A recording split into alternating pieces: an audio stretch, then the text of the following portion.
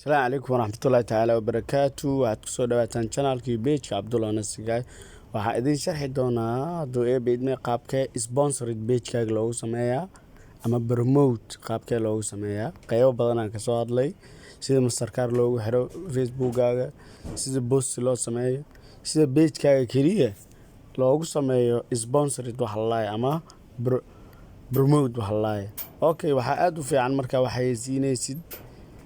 inaad isticmaasho wax loo yaqaano business suite wax la inaad isticmaasho aad u fiican oo magaciisa hore la dhihi jiray Facebook manager ayaa la dhihi jiray. asa aad ugu fiican marka Play Store kala soo deg business suite ayaa la soo deg marka saan yahay qaybtan yahay wuxuu inta ka soo saari doonaa qaybtaas hadee page badan kugu jiraan ayaa ku dhufanaysa loogada inta page badan hadee kugu jiraan midka promote ku sameynaysid ayaa dooranay. hadda midkaan raba promotion inaan ku sameeyo waxaan dhigi doonaa promote mujida qaybtan aan ku dhufanay oo ah promote. marka ku dhufato kadib waxaan ku dhigi doonaa promote your waxaan ku dhigi doonaa promote your page ayaa ku dhufanay.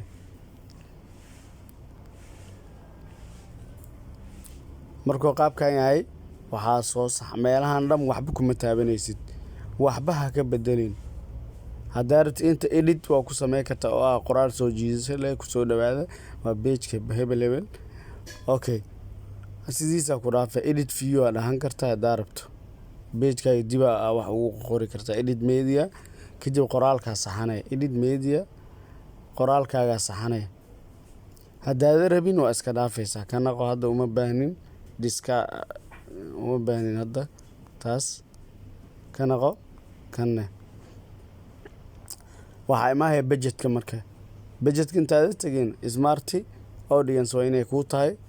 imaa marka budgetkaaga oo ah maxaa rabtaa qarashaan oo ah ka $5 promotion ku sameeyay ama sponsored adiga tabartada ayaa yaqaan lacagta Mastercard kugu jirto ka doorey meeshan ama hadaad rabin waa yareysay $1 oo kala doortay waxay suugi asaa ku shaqeynaayo promotion-ka inactive oo ahay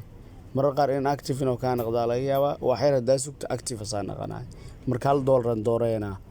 $1 marka inta qofood oo gaaray waa kay hadba page-ka ku xirantahay inta qofood oo ku gaaray maalintii. marka meeshan ciidadan way ku qabsay duration day oo ah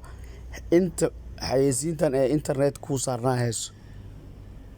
lacagti iyo xayeysiinta isla ekay hadii kale meeshan error qaybta koro errorskaaga soo qori doona hada isla ekaysi weyso marka ay qaataan hadii $1 aad doorato inta $1 ka dhigo hadii 5 ay tahay inta 5 maalin ka dhigo si ay isku lahaadaan maalintii xayeysiin lagu sameeyo.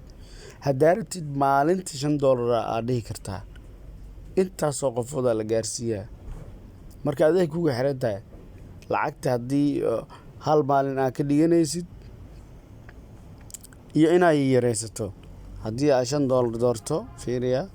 oo hal maalin aan dhaho inta qofood oo gaaray way ku qoran tahay 2.7k ilaa 7.7k ayuu gaaray oo dad ah. marka anaga halaan dooranayna maalintan waa in hal ka dhigana xayeysiinta errors oo noo qabanin. okay wax ka lagaaga baano kadib maxaa dhigi doontaa promote yaanay promote page ayaa ku dhuftay waa sugeysa. okay maxaa ku dhahay marka details oo ku soo saaray oo ah in review maxay macnaheedu tahay in la eegayo xayeysiintan sharciyada in la marsiyo horta maxay tahay ayada siyaasadda Facebook u degan in laga hubiyo laga check gareeyo markii la hubiyo la check gareeyo si automatic lagu deey doono hadana siyaasadda saameyn ay ku leeyahay siyaasadda Facebook aan ka wada siyaasadda caadiga kama wado xeerka iyo nidaamka Facebook u yaal hadana saameyn ku leeyahay way ku shaqeynaysaa marka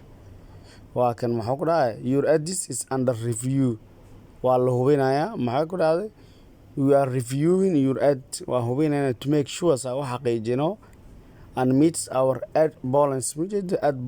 policies inay tahay xayeysiintii sharciyada anaga noo degan inay tahay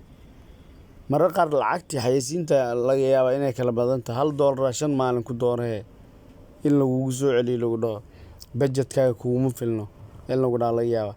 marka saas u samayso wax ka lagaama rabo waa ka naqan kartaa marka xayeysiintu way kuu saaran tahay shakhsi walba Facebook isticmaalo ayaa lagu geey doonaa laakiin noodkan ku sii muxuu yahay waa inaa aad waxa u fiican markaa page leedahay ama page maamusho waxa aad u fiican inaa isticmaalto business suite-kan oo magaciisa hore la dhigi jiray page manager aad u fiican inta ku kulmi doona casharkiisa xiga sida iyo amaana la isma dhaafno. Assalaamu calaykum waraxmatullaahi tacaala wabarakaatuh.